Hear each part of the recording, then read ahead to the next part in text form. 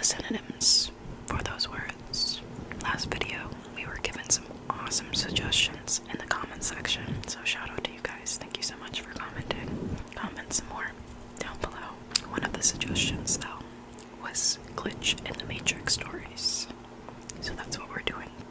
So, as always, before we get started, don't forget to like, subscribe, and comment down below. And if you have your own spooky, scary story that you would like to share, make sure to email this email right here, which is also available in the description down below. Story number 1. We have a breakfast laid on at work every morning. Just a simple buffet of eggs, bacon, what have you. How nice. Nothing huge, but it's really only to feed about a dozen people or so. I'm usually one of the first guys from my team to get to work, and the kitchen was deserted, as usual. I walk into the little kitchen. There was a ceramic egg tray thing with 12 eggs in it. Like the bottom half of the egg carton was a socket for each egg. All spaces are filled with warm, freshly boiled eggs. I take one, walk back over to the garbage bin, shuck the shell, then I walk back over to the food and stop dead. There are 12 eggs in the tray again. No one entered the room while I was peeling the thing. I touched the mystery egg, and it was the same temp as the other eggs around it. Not a big thing, nothing major, but something very strange. Given one does not get presented with strange eggs from parallel universes every day, I peeled and ate that one too. I kinda love that. The next story. This will probably get buried. When I was around 20, a few years ago, I kept having a dream about a woman with long, black hair named Aurora. They were different dreams, but for some reason, her distinct face and name always ended up in them. It got to the point where I would wake up frustrated and confused, trying to Google her name or find out how I was connected to her. After a few months, she stopped showing up, and I dismissed it, thinking my brain was just being a scumbag. Fast forward a few years later, Halloween 2009. I'm in the car with a friend, stopped at a gas station. I'm about to pull out and merge onto the highway when I get a phone call from a random number. So I stopped the car, but no one answered.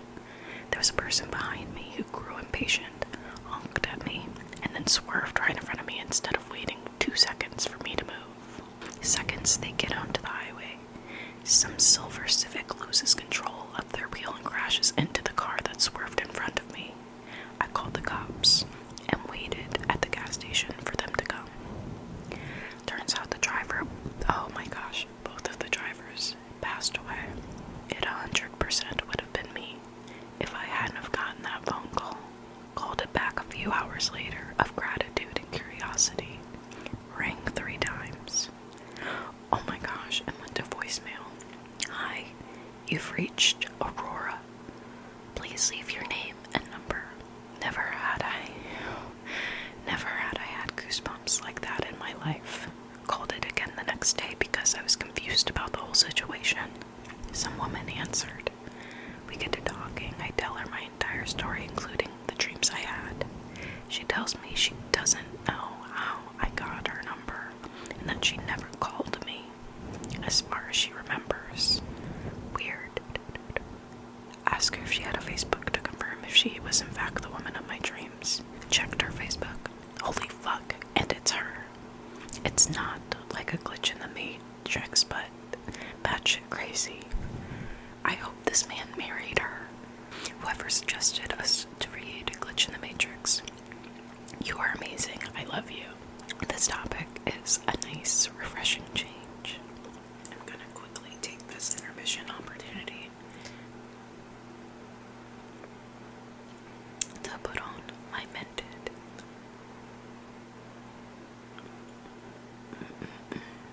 I don't know if you guys see the difference, but I see the difference.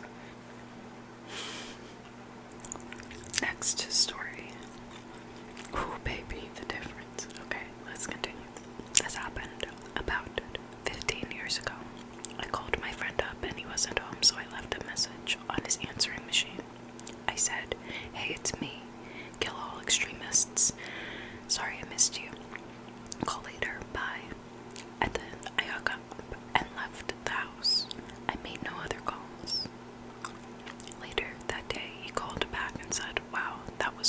message you left.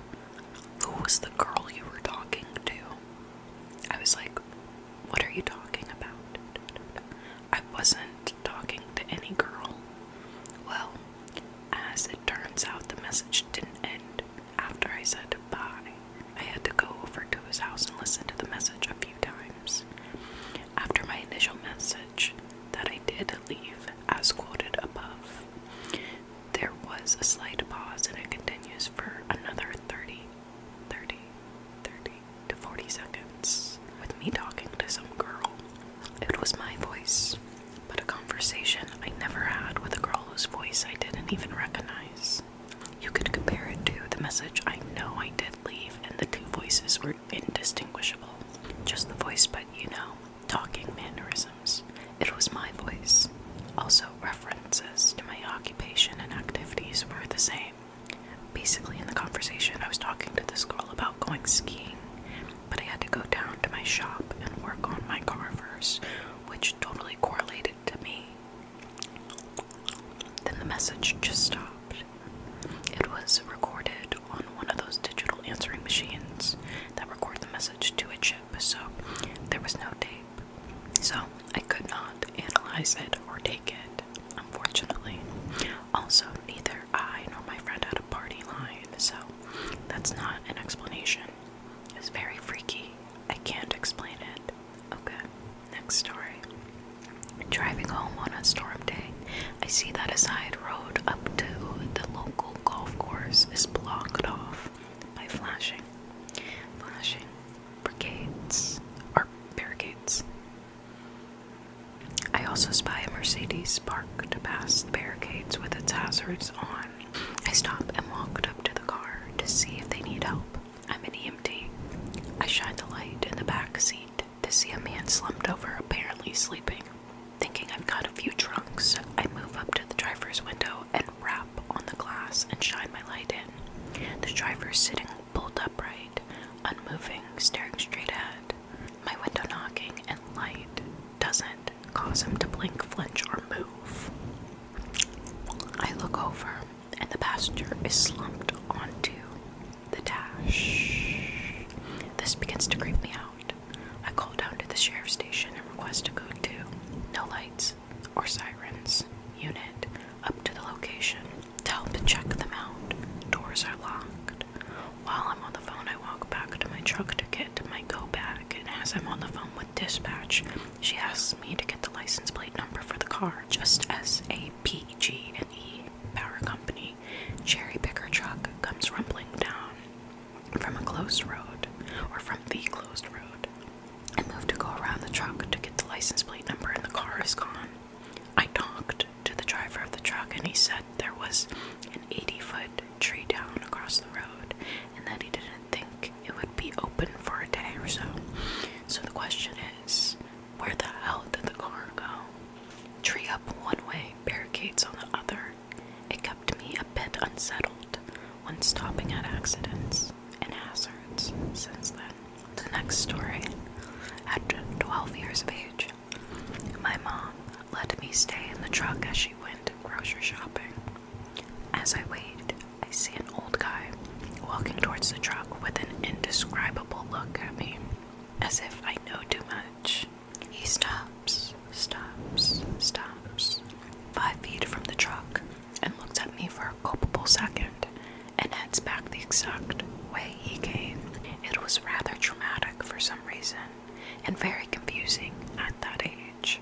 5 to 6 years later, my dad was showing me home videos of us at Yellowstone at Old Faithful.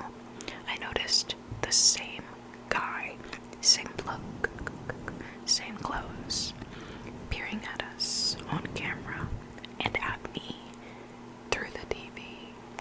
I'm freaked out by just telling this. It's him from the future. It's gotta be.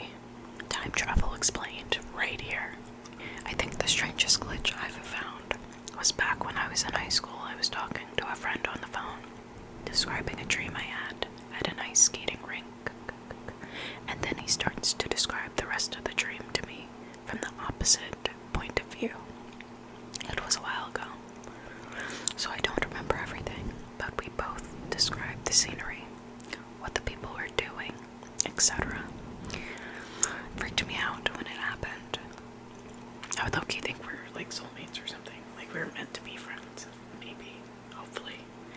I used to work in a building that had 3 levels of sub-basements, with the piece of lab equipment I typically worked on in the lowest basement. I had the only key. There was a weird phone in there, and I did work late some nights, but not this night. I was sleeping alone in my apartment when I woke up to a call on my cell phone from my girlfriend at 3 a.m. She was in hysterics asking why I scared her. Apparently, she received a call from the basement phone just a minute earlier, with someone who sounded like me slowly repeating her name until crackling and fading out. My apartment was 10 miles away from work. I thought she was lying, but saw the 3 a.m. call from the basement phone logged on her cell phone myself. Still freaks me the fuck out. I would have thought my boyfriend was dead. Okay, I'm gonna read a few more because my phone keeps threatening me since I have lack of storage. I used to work in music and toured with this band. The guitarist, Josh, the band's best friend, Matt, had died a couple years back. He always talked about the kid, and he seemed like a great guy. Josh was always having this reoccurring dream where Matt was standing on this abandoned street, which supposedly was a metaphor for purgatory. I feel like I said it weird. Josh had all these conversations with Matt in these dreams, and because he had overdosed unexpectedly, he felt like his spirit was not able to move on. At the end of the dreams, Matt would take a bulb from the street light on the street they were standing in the middle of. Josh described these dreams in intense, extreme detail, and I could pretty much picture what the street looked like. Fast forward to about 6 months into touring with these guys. They were huge Bright Eye fans and wanted to stop in Casadega, Florida, the psychic capital. It might be worth noting that 6 of the 7 people I was with are all atheists, so we drive into Casadega around 2 or 3 a.m. and drive around. Suddenly, this big black dog comes in the middle of the road and just stops and looks at us. The guys in this band were weird as fuck and were saying something like, "Follow the dog. It's trying to show us something." And in my mind, I'm just thinking they're idiots. We followed this dog for a few blocks as it was walking pretty slowly. All of a sudden, we turn to the street and the dog bolts. We try to speed up, but Josh says, "Stop the fucking van, this is it." We are all confused, and he gets out the van and looks around. This is it. This is straight in my dreams. We hang out about 15 minutes from the way he described the street. From having houses on the left to the park on the right, it was definitely the street. As we get in the van, the streetlight goes off and we just drive off. He claims he never had any more dreams about it, as that was closure for everything. I was in class one day sitting in a group of 3 people, including myself. We were talking and my friend dropped his pen on the desk. I saw it stall in mid-air for a second, then drop on his desk. My friend asked, "Did anybody else see that?" All my friends saw it, and it was the weirdest thing I've ever seen. To this day, I have no explanation for it. Okay, last one. My family owns a house on Cape Cod. The previous owners were white supremacists with an autistic son named Jimmy. Jimmy was known for putting on a trench coat and a fedora, climbing trees, and shooting cats and dogs, oh Jesus, with BB guns. When my parents moved into the house, they found a bunch of Nazi paraphernalia in the bedroom. They put it in the shed, told the former owner they had a week to come get rid of it, or they threw it out. Of course, at the age of 7, I didn't know any of this.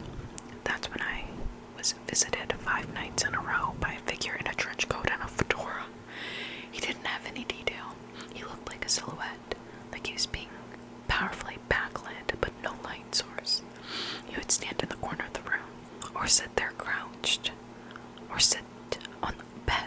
opposite of mine, my brother's bed, but he was at summer camp at the time. One time he sat in a rocking chair, and when I looked later, he was gone, but the chair was still rocking. After a few nights of this, I told my parents about it. My mom called it a nightmare, but my dad was intrigued. He told me to tell the figure, "Jimmy, I don't have your stuff." So the next night, when the figure appeared again in the corner of the room, I said, "Jimmy, I don't have your stuff." And Jimmy walked right over to me, put his face inches to mine, and then disappeared. I never saw him again. Years later, I found out the history of the house. I've often wondered if I had heard it before and somehow suppressed it and then imagined my encounters with Jimmy. But he was and remains entirely vivid to me. Just kidding, this will be the last story. About 2 years into my relationship with my girlfriend, we'll call her Susan, I had a dream about my ex. The dream went like this. I was in my room at my mother's house, where I lived at the time, slamming my ex. Balls to the wall, you know. I know I was cheating on Susan, but didn't care. So in the middle of it, I look over to the window, which you can see from the back porch, or which you can see the back porch from. And Susan is there watching us, crying, mortified, and then I woke up. I thought it was a weird dream, but dismissed it. A few days go by, and Susan and I are hanging out in my room. She brings up this weird dream she had a few days prior, and describes my exact dream, except her POV, looking through the window. Freaked me the fuck out. Didn't say anything about it at that time. I still haven't said anything, and it still weirds me out. You know, if that relationship didn't exist, or if they had broken up, I totally would have called my ex and been like, depending on the ex. That's crazy though. Maybe in a parallel universe, this is how and why they broke up. Or break up. Anyway guys, that's all I have for you guys today.